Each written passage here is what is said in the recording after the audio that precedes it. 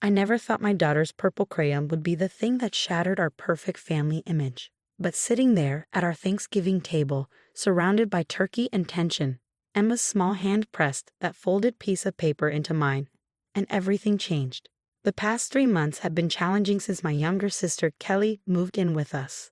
She'd lost her job in Seattle and needed a place to stay while getting back on her feet. I'd been hesitant. Kelly had always been the wild child, the one who stirred up drama wherever she went. But James, my husband of 9 years, insisted we help. "She's family," he'd said, giving me that smile that still made my heart flutter after all these years. Besides, Emma loves her Aunt Kelly. He wasn't wrong about that. Kelly had always been the fun aunt, the one who brought exotic gifts from her travels and taught Emma silly songs. When she moved into our basement guest room, Emma was thrilled to have her favorite aunt around all the time. I tried to ignore the nagging feeling in my gut when I noticed Kelly putting more effort into her appearance than someone just getting back on her feet should. The designer clothes, the fresh highlights, the lingering perfume that seemed to float up from the basement every evening. Family deserves second chances, I'd remind myself whenever doubt crept in.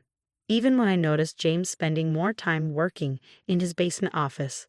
Even when Kelly started joining him for late-night drinks to discuss job opportunities. Even when the laughter from downstairs would fall silent the moment I approached. But children see things adults try to hide.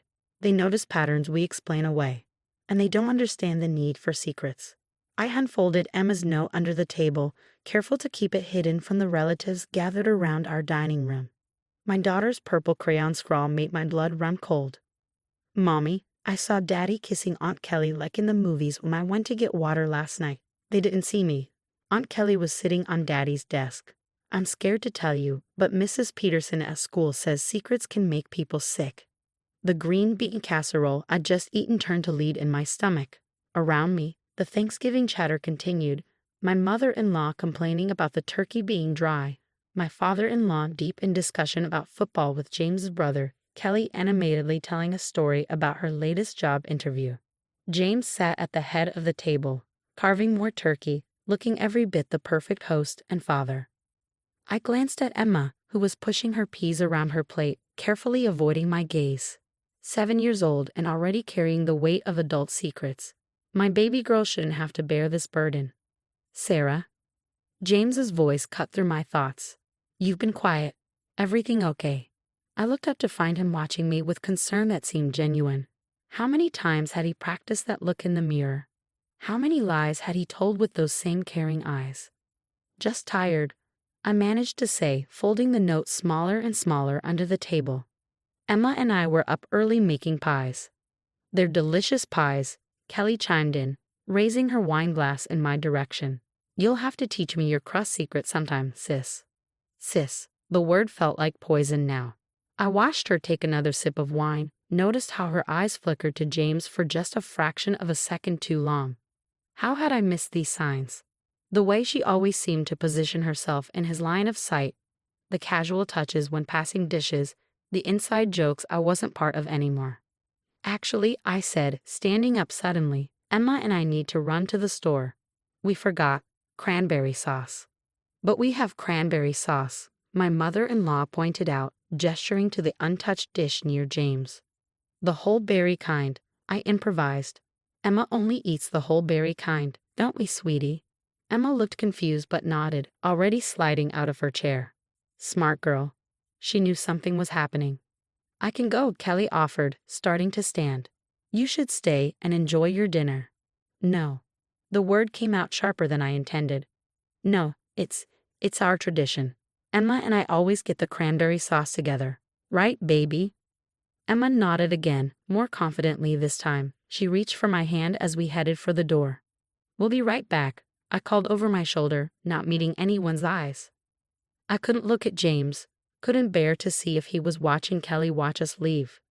In the car, Emma buckled herself into her booster seat while I sat gripping the steering wheel, trying to steady my breathing. "Mommy," her small voice came from the back seat. "Are you mad at me for telling?" I turned around quickly, reaching back to squeeze her knee. "No, baby. No, you did exactly the right thing. Mrs. Peterson is right, some secrets can make people sick. You were very brave to tell me." Are you going to tell Daddy I told? No, sweetheart. This is our secret for now. But I need you to tell me something else. When did you first see Daddy and Aunt Kelly being like that? Emma's face scrunched up in thought. 2 weeks ago. Maybe 3? I got thirsty and went to get water. The basement door was open a little bit. They were laughing and then they got quiet and then they were kissing like in princess movies. I didn't want to watch, so I went back to bed. My throat felt tight. Has it happened other times? She nodded slowly. Sometimes when you go to yoga class. I hear them laughing downstairs. Once I heard Aunt Kelly crying, but then she was laughing again. Each word was another crack in my heart. I started the car, not sure where we were going, just knowing we couldn't go back. Not yet. Not until I had a plan. Where are we really going? Emma asked as we pulled out of the driveway. We don't need cranberry sauce, do we? I caught her eye in the rearview mirror and managed a small smile. No, baby, we don't eat cranberry sauce. We're going to get ice cream and have a very important talk about some changes that might be happening soon. As we drove away from our house, I could see James standing at the living room window, phone in hand, probably wondering why I had left so abruptly. Let him wonder. Let him worry. Let him try to explain to our guests why his wife and daughter disappeared during Thanksgiving dinner. Because thanks to my brave little girl and her purple crayon, I finally had the truth. And tomorrow, while he nursed his holiday hangover, I'd be meeting with divorce lawyers, armed with a child's testimony that would ensure Kelly's next living arrangement wouldn't be quite so comfortable. But for now, I had ice cream to buy and a daughter to thank for saving her mother from living a lie. The next morning, while James nursed his hangover upstairs, I sat at our kitchen table, staring at Emma's purple crayoned note. The house was eerily quiet. Kelly had mysteriously decided to stay at a friend's house after our abrupt departure from Thanksgiving dinner. At least she had the decency to feel guilty, or maybe she was just scared. My phone buzzed for the 20th time since last night. Another message from James. Where did you and Emma sleep? Please come home. We need to talk. We'd stayed at my best friend Megan's house. After ice cream and tears, she'd welcomed us with open arms and a spare bedroom, no questions asked. Emma had fallen asleep clutching her stuffed unicorn, while I spent the night documenting everything my daughter had told me, dates and times meticulously recorded in my notes app. Mommy? Emma's voice pulled me from my thoughts. She stood in the doorway, still in her frozen pajamas, hair mussed from sleep. Is Daddy awake? He's upstairs, baby. Remember what we talked about? You don't have to see him right now if you don't want to. She nodded, climbing into my lap. Is he going to be mad that I told? No, sweetie. Daddy's actions are what caused this, not your words. I kissed the top of her head, breathing in her strawberry shampoo scent. You did nothing wrong. Heavy footsteps on the stairs announced James's arrival. Emma stiffened in my arms but didn't move. He looked terrible, unshaven, eyes bloodshot, still wearing yesterday's rumpled clothes. Good. Sarah, he started, then noticed Emma. His face softened. Princess, could you give Daddy and Mommy a minute to talk? No, I said firmly, holding Emma closer. Anything you need to say, you can say in front of her. She's already seen enough, hasn't she? The color drained from his face. What are you talking about? I pulled out Emma's note and slid it across the table, watching as he read it, his hands trembling slightly. Sarah, it's not what you think. Really? My voice was ice. So our 7-year-old daughter is lying about seeing you kiss my sister in your basement office. About hearing you together during my yoga classes. Emma buried her face in my shoulder, and I instantly regretted discussing this in front of her. Baby, why don't you go pack some clothes and toys? We're going to stay with Aunt Megan for a few days. She slid off my lap and hurried upstairs, leaving me alone with the man I thought I knew. It was a mistake, James said once Emma was gone. Kelly was upset about a job rejection. I was trying to comfort her. By sitting her on your desk and kissing her like in the movies, I quoted Emma's words back to him. How long, James? How long have you been comforting my sister in our basement? He sank into a chair, head in his hands. It just happened. Kelly was vulnerable, and things got out of hand. Things got out of hand multiple times, according to our daughter. I stood up, unable to sit still. Did you think about Emma when you were betraying our family? Did you think about how this would affect her? Of course I thought about Emma, He slammed his hand on the table. Why do you think I've been so torn up about this? Kelly and I, we didn't mean for it to happen. We've been trying to end it. End it? I laughed bitterly. Well, congratulations. It's ended. I've already called a lawyer. His head snapped up. A lawyer? Sarah, please, we can work this out. We can get counseling. The only counseling I'm interested in is for Emma, to help her process the trauma of catching her father cheating with her aunt. I pulled out my phone, showing him the text from Kelly's friend confirming she'd stayed there. At least Kelly had the sense to disappear. Where did she tell you she was going? His silence was answer enough.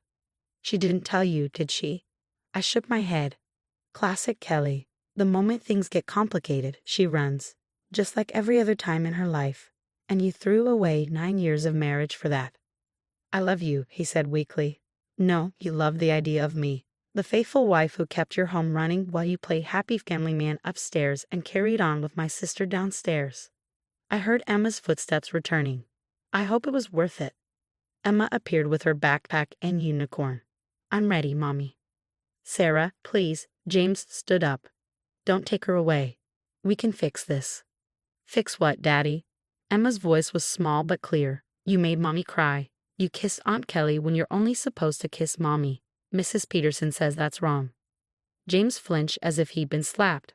Out of the mouths of babes. Get yourself together, I told him, taking Emma's hand. My lawyer will contact you tomorrow. And James, when Kelly inevitably ghosts you like she's ghosted every other relationship in her life, don't come crying to me. We walked out of the house we'd made a home, leaving James standing in the kitchen with Emma's purple crayon truth lying crumpled on the table. In the car, Emma was quiet for a long time before asking, Mommy, is this like when Lily's parents got divorced at school? Something like that, baby. Lily says she has 2 houses now. Will I have 2 houses? I gripped the steering wheel tighter. We'll figure it all out, sweetheart. The important thing is that you'll always have my whole heart, no matter where we live. What about Daddy's heart? I glanced in the rearview mirror at my beautiful, perceptive daughter. Daddy's heart made some wrong choices, honey, but he still loves you very much. And Aunt Kelly? Will she still be my aunt? The innocent question brought fresh tears to my eyes. She'll always be your aunt, baby, but we won't be seeing her for a while. As we drove to Megan's house, I realized this was just the beginning of many difficult conversations. But looking at Emma's brave little face in the mirror, I knew we'd get through it together. My phone buzzed again. Another message from James. This time, I turned it off completely. We had lawyers for communication now. My daughter had given me the truth. The least I could do was show her how to handle it with dignity. 6 months later, I sat in the mediator's office watching James sign the final divorce papers. Kelly had resurfaced in Miami, posting beach selfies as if she hadn't helped destroy her sister's marriage. Classic Kelly, living her best life while leaving chaos in her wake. Just one more signature, Mrs. Carter, the mediator said, sliding the papers toward me. I paused, pen hovering over the line that would legally end 9 years of marriage. It's Ms. Mitchell now, I corrected, reverting to my maiden name. Actually, could we have a moment? Once the mediator left, I finally asked the question that had burned inside me for months. Was it worth it? Throwing away our family for her? James looked older now, stress lines etched around his eyes. She left 2 months ago. Hasn't returned my calls since. Shocking, I said dryly, but without the bitter edge that had dominated our earlier conversations. Time and therapy had dulled the sharpest edges of my anger. You know, Emma asked me yesterday if this was your princess story with the wrong princess. He winced. How is she? Better. Her therapist says she's processing everything well. She's angry at you, but she's learning that's okay. That she can be angry and still love you. She's wise beyond her years, he said softly. She is. She gets that from watching her mother handle betrayal with grace. I signed the papers with a flourish. You can thank her for that. Every time I wanted to burn your life down, I remembered she was watching how I handled this. The mediator returned, collecting the signed documents. It was done. 9 years of marriage ended with a few strokes of a pen. In the parking lot, James caught my arm. Sarah, Don't, I cut him off. Save your apologies for Emma. She's the one who needs them most. I've lost everything, he said quietly. No, you gave everything away. There's a difference. I checked my watch. Emma has her dance recital this afternoon. Don't be late. She's already had enough disappointments this year. I drove to pick up Emma from school, remembering that tearful Thanksgiving night 6 months ago. The ice cream shop where we'd sat while I explained that sometimes grown-ups make choices that hurt the people they love. The way she danced, with chocolate smeared on her chin. But why would Daddy want to hurt us? Emma was waiting at the school gates, chatting with her friends. Her face lit up when she saw me, and she ran over, ballet bag bouncing against her hip. Ready for your big performance, sweetheart? Is Daddy coming? He promised he would. She nodded, suddenly serious. Mommy, I saw Aunt Kelly on your phone this morning. She sent you a message, didn't she? I should have known she'd notice. Emma didn't miss much these days. Yes, baby, she did. What did she want? To apologize. She's moving back to Seattle and wanted to know if we'd meet with her. Emma was quiet for a moment, processing this. Are we going to? That's up to you, sweetheart. We don't have to decide now. At the dance studio, Emma disappeared into the dressing room while I found seats in the auditorium. James arrived just before the show started, sitting a few rows behind me, per our custody agreement's parallel parenting guidelines. As I watched Emma twirl across the stage in her purple tutu, I thought about that crayon note that had changed everything. How my daughter's bravery had forced me to be brave too. How sometimes the worst moments in our lives lead us to our strongest selves. After the recital, Emma ran to me first, then to James. I watched them hug, saw the way she held on a little longer than usual. Healing takes time, but it happens. Dad, she said, pulling back. I've been thinking about Aunt Kelly's message to Mom. James shot me a surprised look. I shrugged. We agreed on honesty with Emma within reason. I think, Emma continued, that if she says sorry and really means it, maybe we could have ice cream with her. Not right away, but someday. Mrs. Peterson says forgiveness is good for your heart. James knelt to her level. When did you get so smart, princess? I learned from Mommy, she said simply. She showed me how to be brave and kind, even when people hurt you. I felt tears prick my eyes as James looked up at me with newfound respect. Later that night, as I tucked Emma into bed, she asked, Are you proud of me, Mommy, for my dance? I'm proud of you for everything, baby. Your dance, your kindness, your bravery. Especially your bravery. She snuggled deeper under her covers. I'm proud of you too, Mommy, for being brave when Daddy and Aunt Kelly were wrong. I kissed her forehead, breathing in the familiar scent of strawberry shampoo mixed with stage makeup. Get some sleep, my brave girl. Tomorrow's a new day. As I left her room, I saw the framed note on her dresser. That purple crayon truth that had started it all. Emma had asked to keep it, saying it reminded her that telling the truth, even when it's hard, is always right. Sometimes the biggest changes in our lives come from the smallest actions. A child's crayon, a folded note, a moment of courage at a Thanksgiving dinner. Emma's bravery hadn't just saved me from living a lie. It had taught us both that real love, real family is built on truth, even when that truth hurts. And sometimes the best revenge isn't destroying those who hurt you. It's showing your daughter how to rise above the pain with grace, forgiveness, and purple tutus.